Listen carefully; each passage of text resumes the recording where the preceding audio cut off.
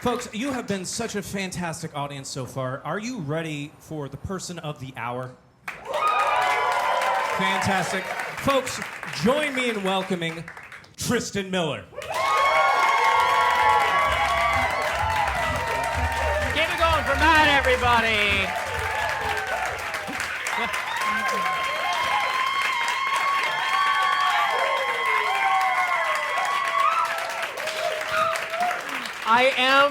I am emotionally unstable enough that if you kept doing that, I would cry, and that would be a terrible beginning to a comedy show. Thank you all so much for coming out. I want to begin with some acknowledgments, not just for books anymore.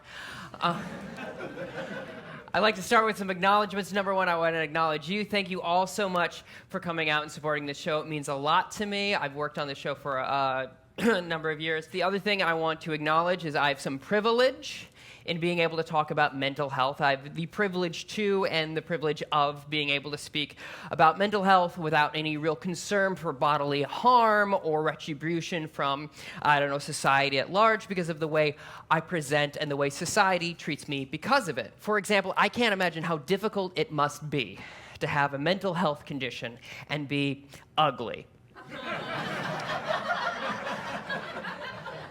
Whereas I'm as cute as a button. You can put me in your pocket. People still don't want to talk to me about this stuff. So I wanted to acknowledge that. And then also I wanted to say this show gets into some dark and heavy places, but its intention is to bring lightness to those dark and heavy things. So no matter what I say up here, I'm fine. No, I'm fine. The more you say, the less believable. I'm fine. All right, so I said, thank you for coming. I said, I'm cute. I said, I am fine. So I think we're ready to start. I think the best way, though, to kind of counteract how dark and heavy this show can kind of get is to try to come together. And I think the best way to come together is to chant. That's wooing, thank you. Good guess. So it's worked for thousands of years. The Catholics, they never stopped. Maybe they should have. But if you wouldn't mind repeating after me, ooh, ooh, ga, cha, ka. Great. Now this next part is the most important. On my tempo, please. All right. So here we go. Ooh, ga, cha, ka. Ooh, ga, cha, ka. Oh, I can't stop this feeling deep inside of me. Depression. I think we all learned a little something about depression recently. If you didn't come out of 2020 more depressed, anxious, or gay, I can't help you. You gotta go back and do it again. But not to brag, but I was depressed before. Because I'm mentally ill, don't worry, I keep it light about half the time because I'm bipolar. Being bipolar has its ups and downs. Being bipolar is interesting because the comorbidity rate, which sounds like the cost of a suicide pact, it's not. The comorbidity, it's okay, you can catch up. The comorbidity rate is, of course, when there's more than one instance of an illness in a patient. So if you're bipolar like me, number one, stop it. I want my own personal brand of mental illness. Thank you. Number two, don't you wish your girlfriend was bipolar like me? Not so much. Number three, if you're bipolar like me, you're more likely to have anxiety, depression, and ADHD. And if that wasn't already clear, soon you will see that that is the case. And it's difficult having anxiety and depression at the same time, because on the one hand, you have depression that goes, I just want to die. And then on the other hand, you have anxiety that goes, but what if you do? What if you do? Whereas I also have ADHD, and that's kind of fun, It's like being part of the most disorganized army unit to ever exist. Because it's just like, I don't know what I've been told. I don't know what I've been told. It has some advantages, though. It makes me great at multitasking. For example, I can listen to someone and also ignore them. Makes some everyday tasks difficult, like sex. Well, not every day. Makes every day. It's so indicative that I was raised Protestant because I call sex a task. As opposed to a joy of life. Had I been raised Catholic, it would have been a means to an end. But it's difficult. It makes sex difficult because, you know, the mind wanders, the main component of ADHD. So sometimes when I'm making whoopee, a phrase I believe we should bring back. That and slamming clams. It's 2024. I don't care who you are. If you're making whoopee, you're slamming clams in my book. And that's the platform I'm going to be running on next election cycle. You ever say the most amount of nothing that it sounds like something? That's what that was. Anyway, so I think that it makes sex difficult because the mind wanders, and so sometimes I'll get a song stuck in my head. And I don't know about you, but I find it mighty difficult to bust a nut with Randy Newman's "You Got a Friend in Me" just kicking around up there. I suppose it was appropriate because I did. So maybe I should explain what exactly the hell it is I'm supposed to be talking about today. So what is bipolar disorder? Or as I like to say, what is bipolar disorder?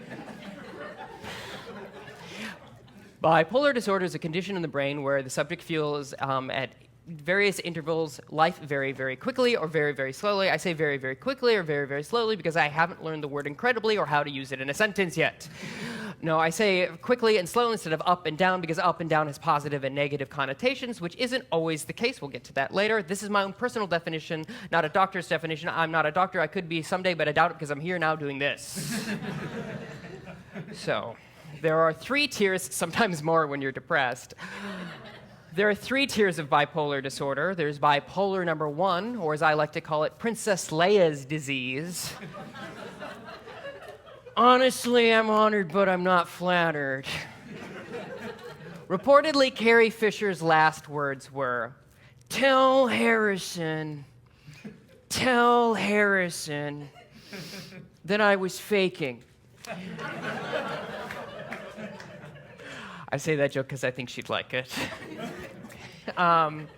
In bipolar 1, you have major depressive episodes where you feel listless, hopeless. You lose kind of your sense of self. You may have difficulty getting out of your bed. You may slowly fuse to your bed like a spike stuck in a tree.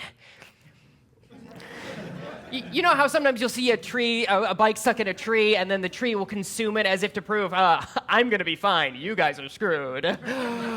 But you may feel, like I said, listless, hopeless. You may have suicidal ideation. You might have what is known as brain fog, which is a scientific term for which is what my doctor told me I had. At least I think he was a doctor. He did go, you have blah. Then he went up a spooky spiral staircase. Next time, invite me in for a house call. A little bit of Dracula humor for you there at the beginning of the show. Nothing more satisfying than calling any vampire a Dracula, huh? Oh, Edward Cullen, he's my favorite Dracula. It's not true, it's the Count. I love the way he laughs. I love how all of you resisted the urge to go, This is the first time no one has done that, so you are stronger than most. I recently stumbled into a new one as well. I've decided to call any sort of sci-fi creature a Chewbacca. Did you see Dune? That Chewbacca's crazy, looks like a giant worm. It's fun to have fun. My favorite Chewbacca? The xenomorph from Alien. It's fun to have fun. So, also, you might have what is clinically known as no fun at parties syndrome.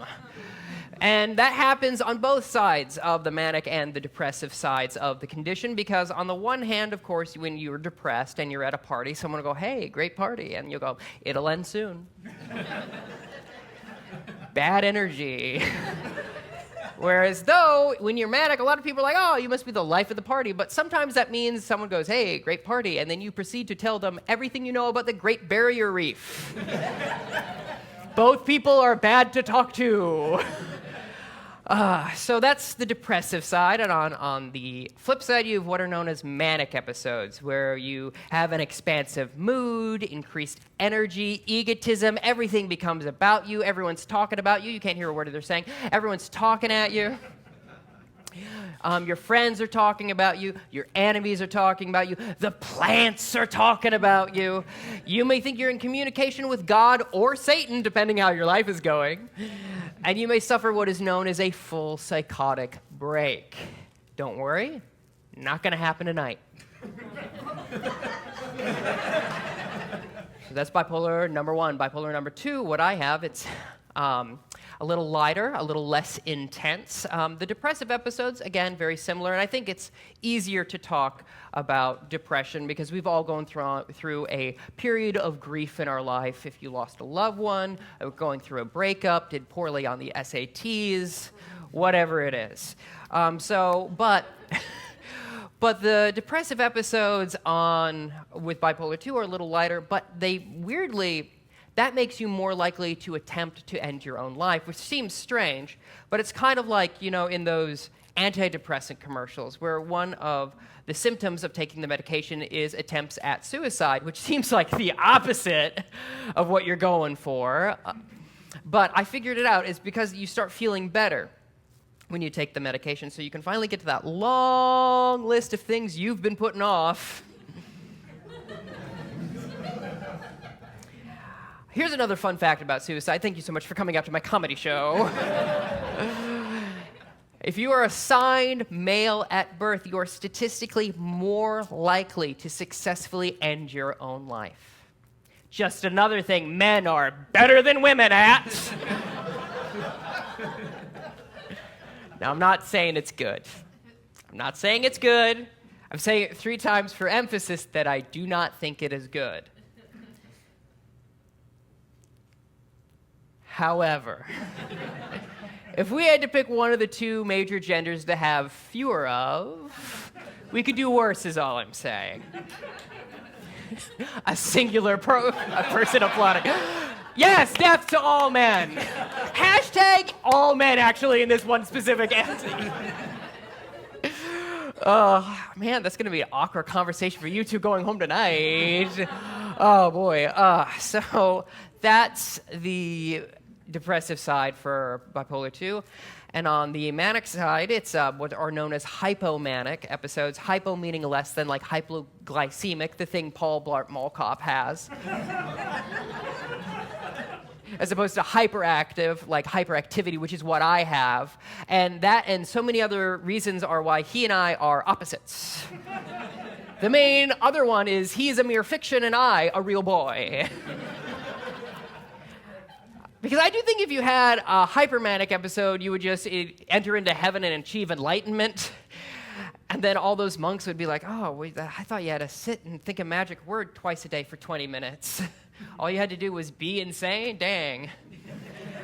I poke a little fun at transcendental meditation because I practice transcendental meditation. Eventually I'll get good at it. But I don't like it when older people give younger people guff for meditating, as if older people don't also go, let me just close my eyes here for a second. Think about something nice. So in a hypomanic episode, you may have increased speech, increased in creativity, and make bad business investments, sometimes all at once. Like I said, I'm great to multitask. And you may get fewer sleeps. Grammar joke there for you. A grammar joke is, of course, also what I call it when my Mima pops a particularly good pun. I swear to God, if that's the first applause break, I will stop touring this show and just do bad jokes. I'm just kidding. Tristan was really on a promising career in comedy, and then all of a sudden switched to writing joke books that are sold at CVS for $5.50. Yeah. So the third tier of bipolar disorder is cyclothymia, which sounds like a disease you get from making love to a bike lock. You can imagine that however you want. Cyclothymia, as the name infers, is cyclical in nature. It's kind of like seasonal affective disorder. Seasonal affective disorder. Seasonal affective disorder is what I like to call climate change. Seasonal affective disorder, or SAD, the most condescending yet accurate of acronyms to ever exist. Truly a Don Draper moment for the medical community. We all feel sad, but now we can have sad. But unlike SAD, cyclothymia is not beholden to the weather, so you can be celebrating our nation's independence from the crown and just be like, oh, God! Oh. Hey, are you all right? Oh, yeah, I just, love America so much. Happy birthday, George Washington.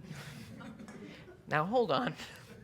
So, having bipolar disorder is kind of like when you're manic, it's like when you're going 90 in a 30 zone, and the depression is the cop pulling you over. So like, woo, I've never heard a siren in my life. Woo, it sounds like I'm throwing Winnie the Pooh. Oh, bother. Woo! Do you have any idea how fast you were going? No, I have no concept of consequences for my own actions. Well, since this is just a hypo... I'm sorry, I've been doing this show for years, and I just realized in the act out, apparently I'm in jolly old England because of that.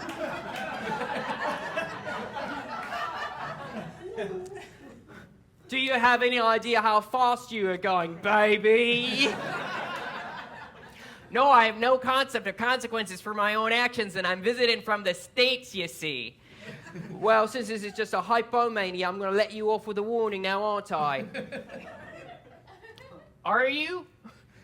Yeah, mate, that's what I'm going to do. That's just super, officer. Thanks so much. You are really loud. Yeah, I sound like a bad David Lynch impression.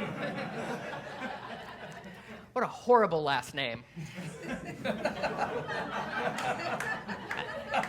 And it's Dutch, which somehow makes it worse.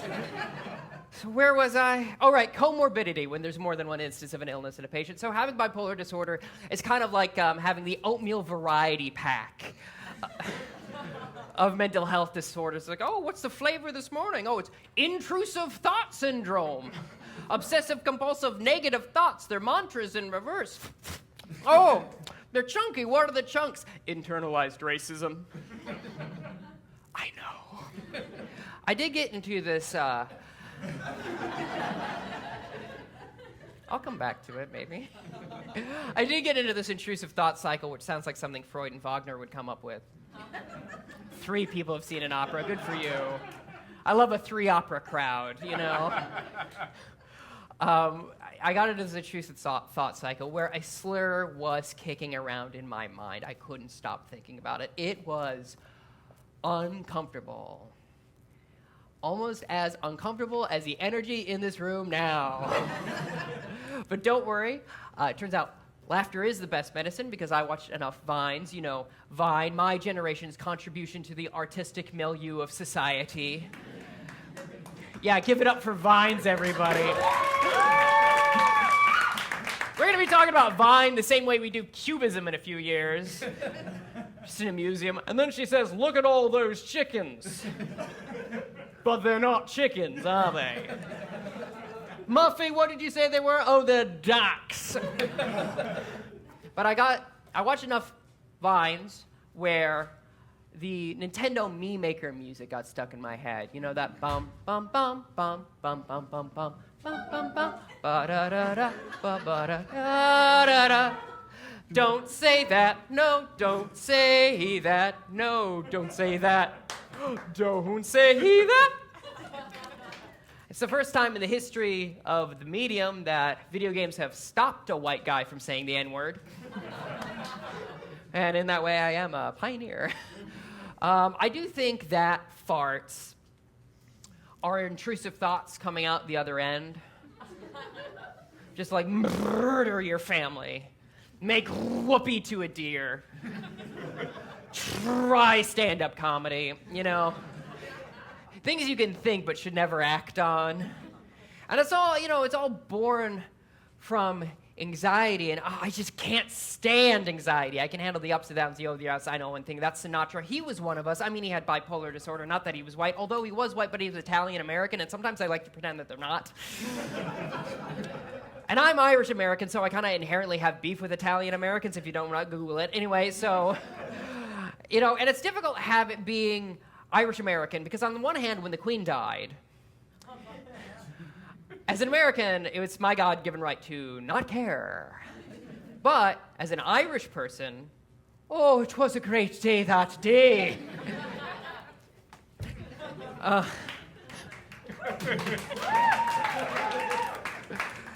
But, I mentioned Carrie Fisher. She had bipolar disorder. Frank Sinatra had bipolar disorder. But the poster child for bipolar disorder is Vincent van Gogh.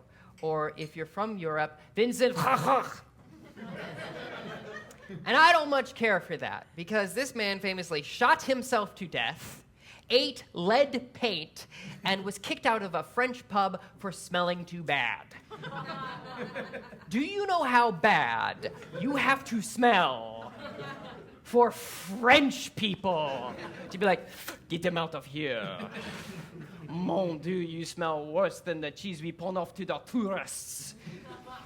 Every time a French person says mon Dieu in my life, it's not often, but when it does happen, I'm like, okay. It does make me think that they're saying Mountain Dew, because I am from the Midwest. And it just makes me think, hello, it is me, disgraced filmmaker Jacques Cousteau, here for Mon Dieu Code Rouge. Et Mon Dieu Baja Blessed.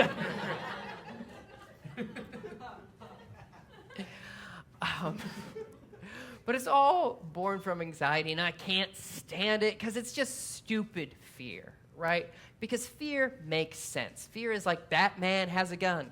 Anxiety, that man could have a gun. Republicans, give that man a gun. Give that man a gun. Give that man a gun. No. Really, a mentally ill person advocating for gun control. Can't imagine why.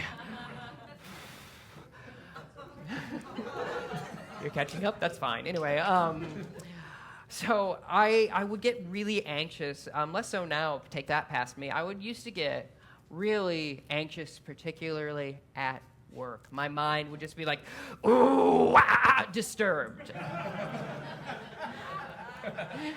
My mind was disturbed, so I'd be like, hey, babe, what's going on? I call myself babe in my head. I do, because I've done CBT, which is not the sexual kink you're thinking of. Although there is a sexual kink called CBT. Do not look it up. Look it up. Do not look it up. Do not look. I think you already know. So I've done CBT, cognitive behavior, cock and ball torture.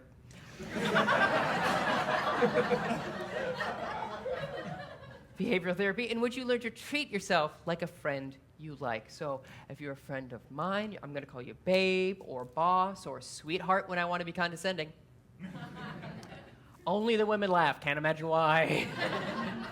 Just as a man, it just didn't speak to me that bit. But I call myself all these things in my own mind, so I'm like, hey, babe, what's going on? Well, I don't think you realize how difficult this job is. You have to remember what people want to eat and then write it down. And what happened to the days we used to sit around a table and have supper instead of dinner? And when did we start calling it dinner instead of supper? And what happened to the America I grew up with? Okay, let's not project your personal problems onto the American public. We already got a guy for that. Hell, every guy does that, really. I'm doing it now, and we call it art, but when a woman does it, we call it a trick, and I never did care for that. That's a quote from Annie Oakley about gunplay, but it's also applicable to stand-up comedy. Don't worry, boss, this moment, it cannot last forever. Well, that's not true. Well, what do you mean? Well, if you think about it, we can only experience one moment at a time. So life is a series of now, and then done happens, and I don't know when done happens, and so I live in constant fear. Okay, sweetheart. Sorry, I got weird. Even the Descartes would have been like, oh, this is too much. I think, therefore I am. You think too much, therefore you are. Neurotic, boom, roasted, Rene out, and then he flies away. Did Michael Flatley invent the dab? That's a generation. That's a joke that crosses 4 generations and hits with none of them. But I got a mind like a platypus. You look at it and you go, it functions, but why'd God do it that way? But it's difficult, calling yourself all these positive things, positive self-talk. It can be very tricky. Because, if it gets out of hand, when does it just become, well, what's the matter, precious? Oh, the show's not going very well. I don't know what to do. What to do? Oh, I know. We will go to an open mic. Yes! And we'll workshop a few concepts, and if they don't laugh then fuck them.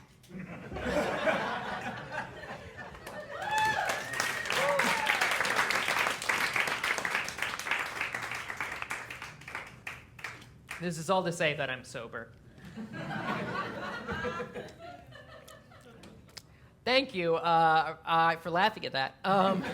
No, honestly, though, some people, applaud, and then I'm like, shucks. But, when I did it in New Zealand, it was...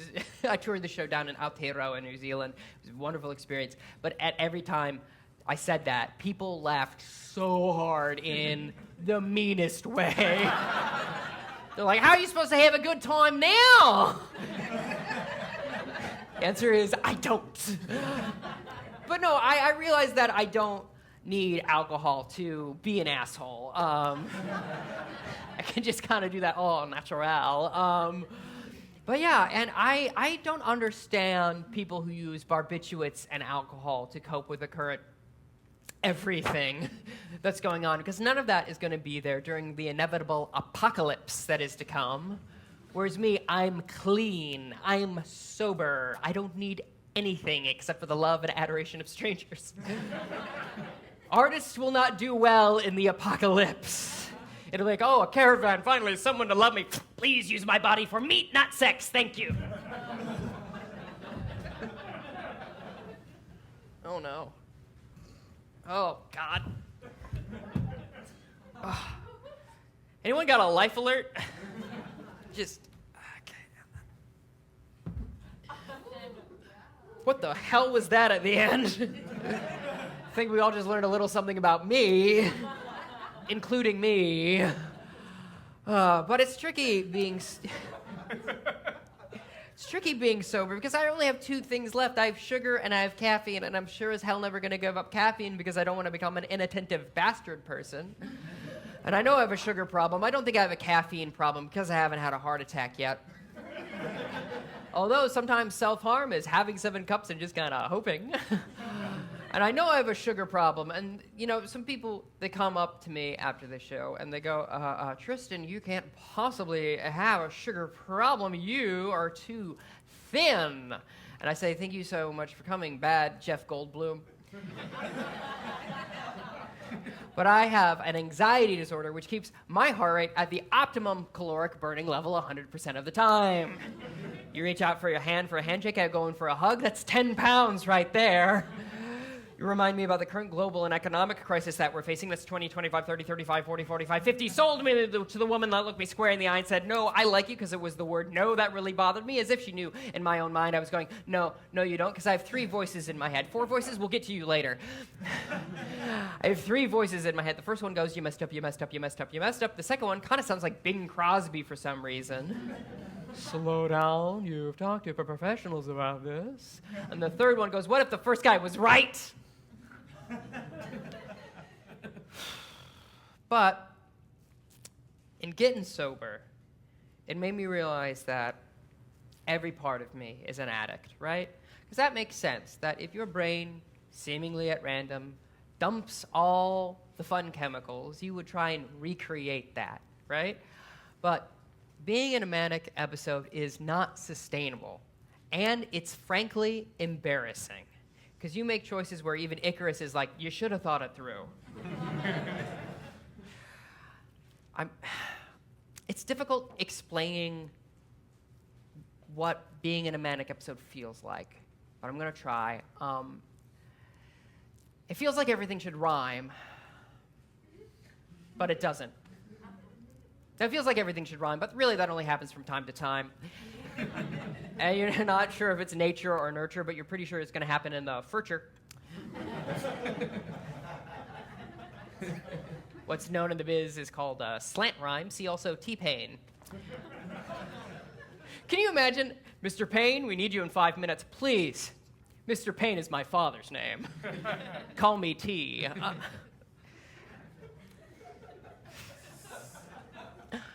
Well, I will forever hold in my heart that I love that joke. But it's weird being in a manic episode because, you know, you get into these weird sort of free associative states. Thank God they're free associative, otherwise I'd be in debt. I am in debt. I don't want to talk about it, but I will, with literally anyone who I corner at work to be like, hey, do you have a quick $10,000 that I could borrow? But, you know, it's free. You get these weird sort of free associative states. Here's a quick impression. This is Matthew McConaughey as a bailiff. All rise, all rise, all rise. Thank you very much. This is Eddie Murphy about to sneeze.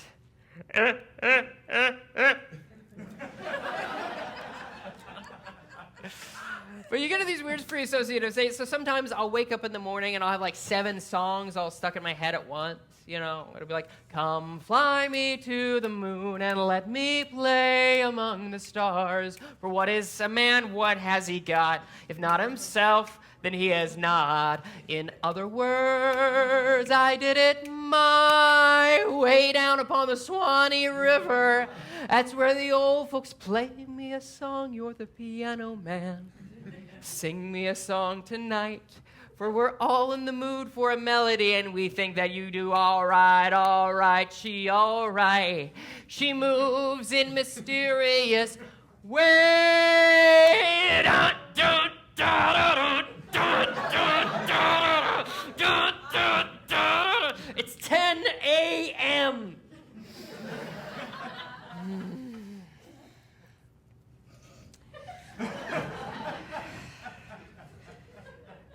Like I said, it's embarrassing. And this next part, you know, gets easier every time I tell it, but it's really difficult kind of to parse, because, like, I was in a manic episode once, and I thought that the third Hobbit movie was good. You thought you were going to get something of substance? No. So I realized, like I said, every part of me is an addict. And it's not just when I'm trying to go fast or high. When I want to go slow and low, oh, baby, you better believe I want to get low. So low, even Barry White can't hit those notes. You know? It's an Did you just say that's stupid? I was going to say, because that's the biggest compliment you can give a joke. It's like, oh, that's so, but anyway, it's what I like to call, and it's emotional limbo game from hell. How low can you go? It's what I like to call compound disinterest, which is not that funny, but it is smart, and in that way, I am like Shakespeare. I'll give you an example. I did a show. It did not go well. Can you imagine?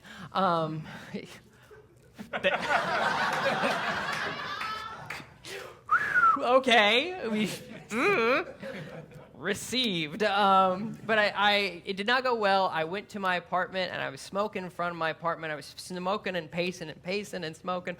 I was like, I should just quit comedy. I'm not good at it. What is comedy anyway? It's just, I'm making one noise, hoping a very specific noise comes back at me.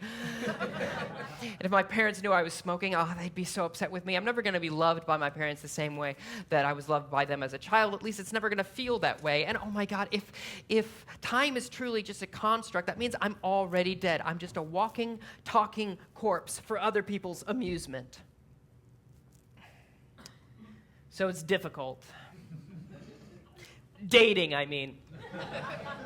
Because when you tell the person all of this, is it like sex? Do you wait for the third date, or do I go up to somebody and go, hey, can I buy you a drink? I'm bipolar. You can get it to go.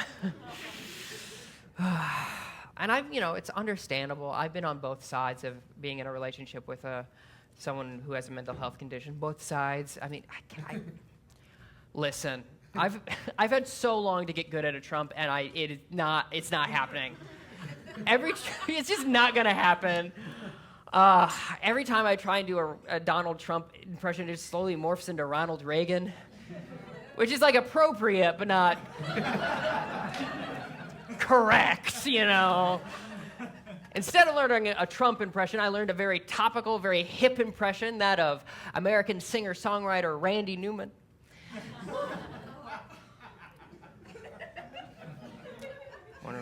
It goes a little something like, well, after I wrote Short People, I received a bunch of knocks on my door, and I'd look through the peephole and look right over them. They were all too short. I couldn't see them. That's what he sounds like in any interview. He sounds like a normal human man. I'm sure what you were expecting was like, I'm gonna do a Randy Newman impression for the rest of the night. I'm gonna do a Randy Newman impression to everyone's delight. He's got round vowels and a stuffy nose. All his sucks jokes nobody knows. I'm gonna do a Randy Newman impression for the rest of the show. I'm gonna do... Could you imagine? It was like, oh, funny, poignant in places, great to hear about mental health, devolved into the last 20 minutes of a Randy Newman impression, unhinged 10 stars, The Scotsman, you know.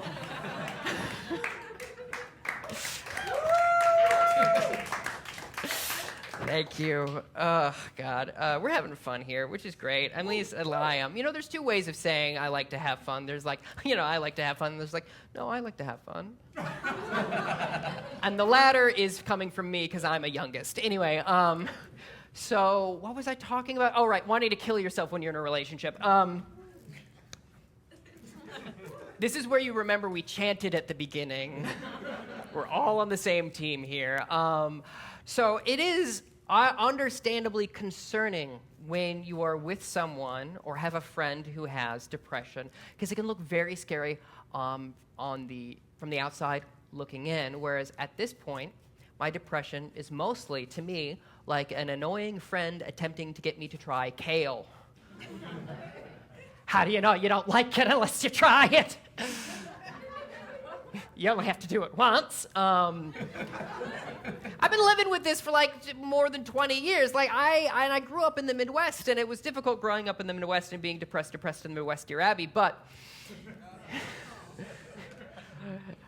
it was difficult not because of the toxic masculinity or the social stigma, no, but because of the vernacular. Because I still have thoughts like, well, boy, howdy, I want to kill myself. Golly gee whiz, there's just a hole in my soul that I can never fill. Have I ever truly felt joy or just some poor facsimile? Norm, you get me? Nope.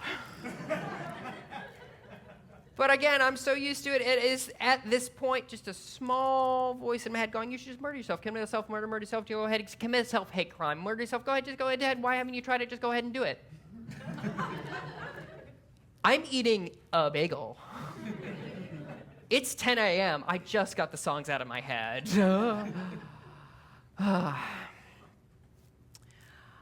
I was, not to brag, but I was recently doing a mental health intake, and they said, hey, you know, do you have any suicidal thoughts? And I said, not in any meaningful way. And she said, excuse me? And I said, oh, you know, I know it's just my brain being uncomfortable with the situation. I go, oh, God, I just want to die. And it's just the line at CVS is too long, you know?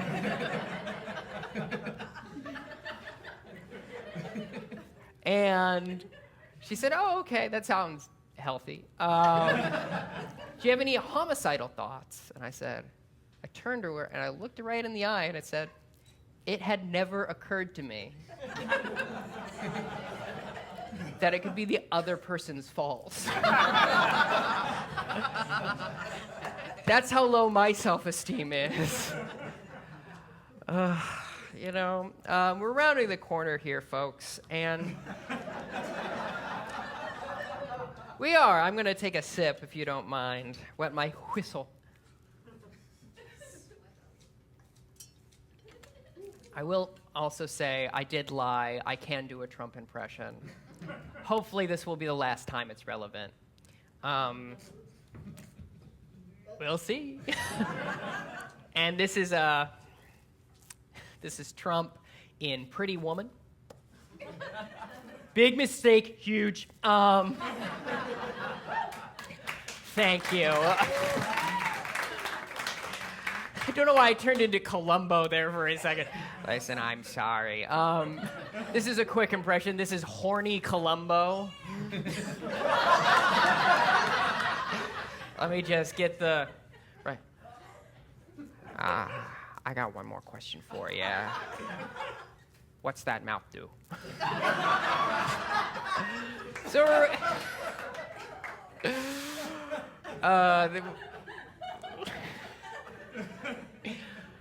we're having fun here. Rounding the corner, so the rest of this is kind of just stuff that doesn't really fit exactly with it, but it's like bits and bobs and pieces of life experience that I want to pass the savings on to you.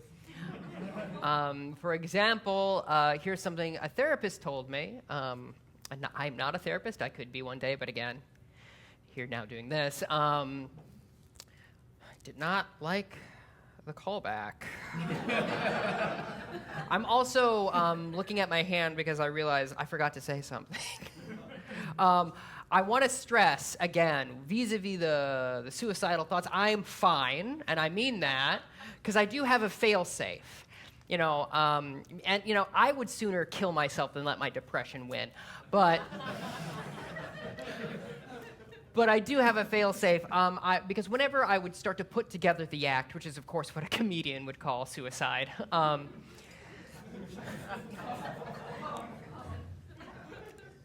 oh my God, too. All our God, but I would start putting together the act, and then this would get stuck in my head. Start spreading the noose. I'm leaving today. I don't want to be a part of it anymore. These little guys' shoes could be dangling. Too much? And I think that's funny, and you can't kill yourself while you're laughing. The Tristan Miller story, available next fall. I did this show in the Minnesota Fringe Festival, and I got a review which was positive overall. It said, great comedy, apt title, by the way. That is the one review in which I live in fear. Like, simply, Manic Impressive isn't. Devastating, exactly. A fellow performer, just that would be, I would stop doing everything with my life. But that's not what this person said. They said, great show, apt title, way more singing than I thought. Which is fair. I don't exactly advertise that on the tin, But this is a piece of advice my therapist gave me, which is instead of saying, I'm sorry, try instead to say, thank you. For example, saying, thank you for waiting rather than, sorry, I'm late. It works in almost every instance, except for funerals. Trust me. This is a piece of advice I got from my old dad. New dad on the way. Sometimes, no. I don't know why I said that. I have one father who are not in heaven. But this is advice from my old dad, and he said, every day is a gift. Some days the gift is socks. It's not what you asked for, but it still has a function. This is a bit of advice. You can put that here. And then I want to tell a story that has a moral message in the end, a parable, if you will, and in that way, I am like Jesus. So I did this show in my hometown of Rochester, Minnesota, and it went very well. Thank you for asking. It went very well. I had finished the show. I was waiting for my parents. They had met someone that they knew, because, again, it was my hometown, and I was waiting for them because they were my ride.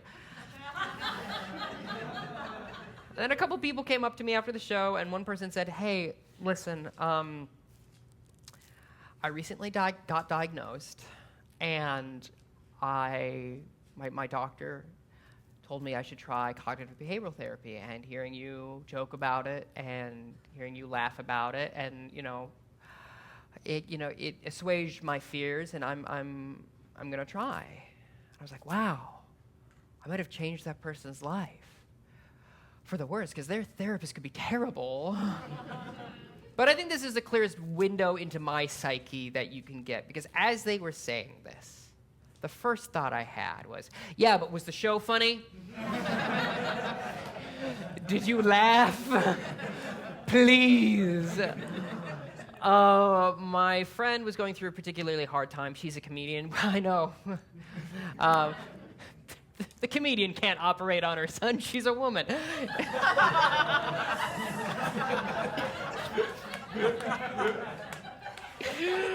Oh boy. So this woman, this comedian friend of mine, we were talking about medication, and she turns to me, tears in her eyes, and said, "Don't you feel?" Because I'm on medication, thank God. This is the after photo.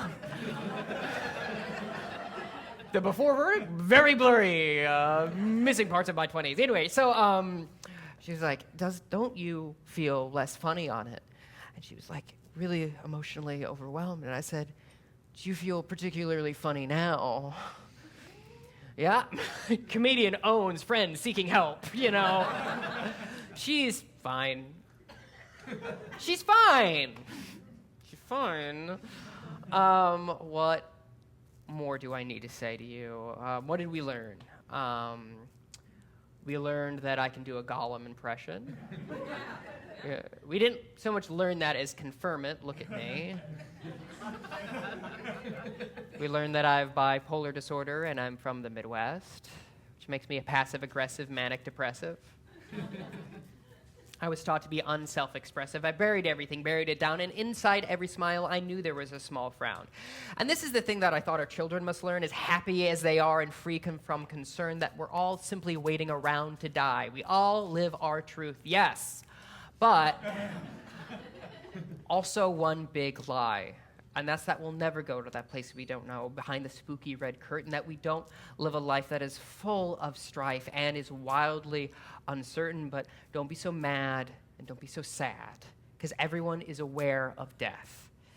In fact, that's the thing that makes you glad for the life that you've had and grateful for every breath.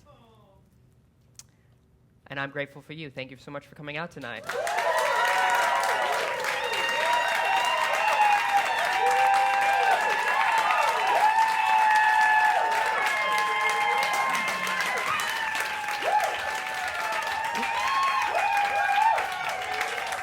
Keep it going for Caveat and Matt Storrs, and for yourselves.